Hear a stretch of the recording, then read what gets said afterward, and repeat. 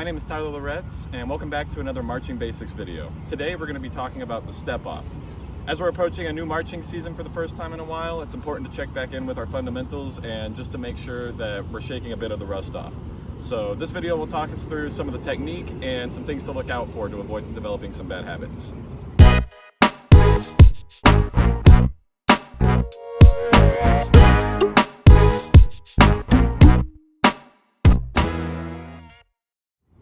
I would argue that the first step is by far the most important because it helps set up a lot of other concepts, and we want to make sure that we're approaching it right.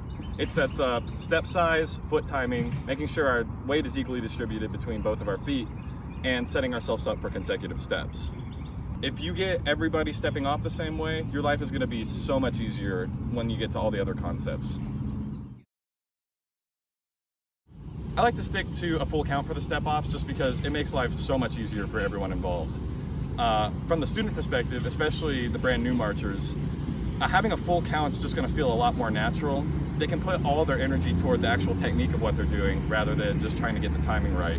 And from the staff perspective, you get to focus so much more on any discrepancies in the technique rather than just trying to rep it a bunch of times to get the timing down.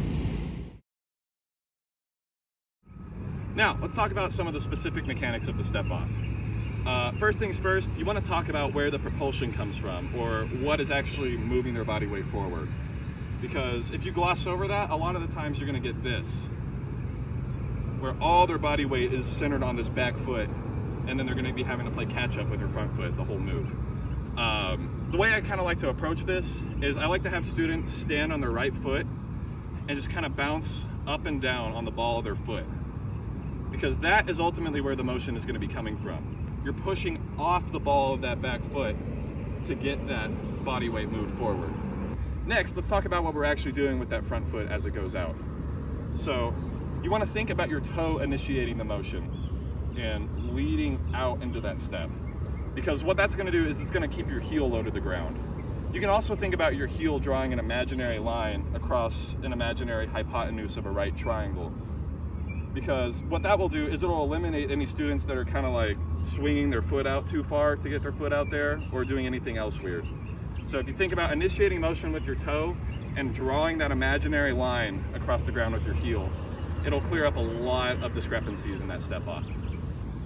Once you've isolated what the right leg is doing and then what the left leg is doing, then you can work on adding those elements together. So you're pushing off the ball of your right foot while drawing that line with your left heel and leading with your toes.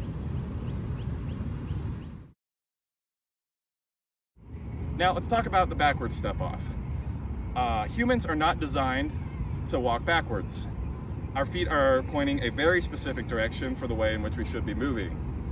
And consequently, beginner marchers are going to have a very hard time getting used to what that feeling is like, because again, it's just going to feel really unnatural, and that's okay.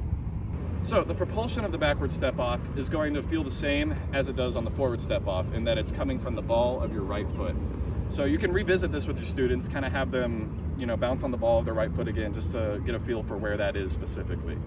Where things get a little tricky is what we're doing with our left leg, because a lot of times you'll see students almost not trusting that the ground is going to be there when they take that step, which causes them to kind of pick their foot up really far and do something like that, which is incredibly inconsistent and not what we want to see. So the way to remedy this is I like to imagine that there's a string attached to the back of my left knee that is pulling straight backwards when I take that step off. Because if you initiate the motion from the knee, it's going to be really hard for it to come up too far and for us to get that weird leg shape. So if you're imagining the string on the back of your knee, it should look a little bit more like this. So when you take that step, you want to make sure that your heel lands so it's about an inch off the ground.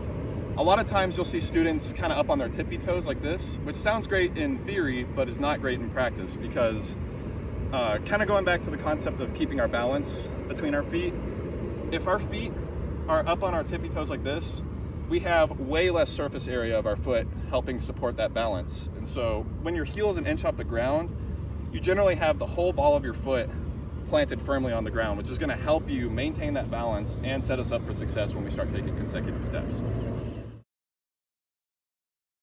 you're going to want to pick a consistent vocal that the students use anytime that they do a step off throughout the season. Personally, I like push and one just because you have push being the initiation of the movement and one being where your heel hits the ground. So you have push and one.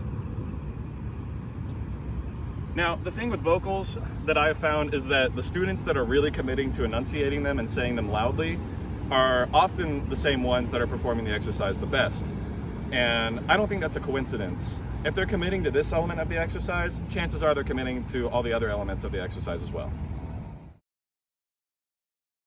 So a great exercise to kind of start putting these concepts into context is what I like to call the step and freeze exercise, which I discussed briefly in my previous video, Marching Basics, the Daily Routine. The way that this exercise works is you have everybody come to set, and after a count off, you have them step and freeze. So you have 1, 3, 1, 2, red, push and 1. And now, the reason I like this exercise so much is because it sort of overtrains what you need to do in order to maintain your balance through that step off. Because this is not a natural stance for humans to be in, balanced on the ball of your back foot and the heel of your front foot. If you're not engaging your core and lifting up, it's going to be really hard to maintain that balance. And what you'll notice, especially with rookies, is that they'll be here and then they're going to collapse onto their front foot or onto their back foot to try to compensate that. But the more and more you practice it, the easier it's going to be to maintain that balance. And once everybody gets pretty good at that, you're going to find that the step off looks nice and everybody moves forward at the same time rather than everybody kind of doing their own thing to try to play catch up. When you get to the actual freeze position, your front toes are going to be tried to lift up as far as you possibly can. I like to imagine that there's a piece of colorful tape right on the bottom of the ball of my left foot that I'm trying to show somebody that's standing right in front of me. They should be able to tell me what the color of that tape is. And my back foot, my heel is lifted up off the ground just because in order to push forward with the ball of that right foot, the heel has to lift up a little bit to accommodate that body weight change. So the step and freeze exercise can also be modified to accommodate for backward step offs as well. It's just the direction you're moving in is different. And that is super beneficial just because, again, it forces you to keep that balance when you take that step. And if students are having a really hard time balancing, it could be because they're not engaging their core, they're not lifting up or sending their body weight up, or again, they're up on their tippy toes. And so it just gives you a way to kind of, assess where all the students are at and kind of see maybe who's struggling a little bit and who might need the extra help. So when you do this version of the step and freeze exercise, when you are frozen, your front foot is still going to be turned out at the 45, just like as if you were at set, just because you're taking that step back. It's just you're elevated up on the ball of that foot and then suspending yourself with the ball of your left foot. So neither heel should be on the ground in this context. Figuring out the proper way to take a step off is something that is a lot more challenging than it may seem at first, especially for beginner marchers. Just because up to this point in life, they've been walking without really giving it a second thought. But as we start trying to define it more and more in the context of a marching band, it is very worth it to spend more time making sure that everybody is doing everything the same way. It's important that you communicate this with your students too, because they may start to wonder, why are we spending so much time on literally just one step? And it's important to remind them that the journey of 1,000 miles always begins with a single step. Thank you guys for checking out this video. My name is Tyler Loretz. You can find my email linked in the description if you have any questions for me. Make sure you check out my previous video, Marching Basics, the Daily Routine, and I'll see you guys next time.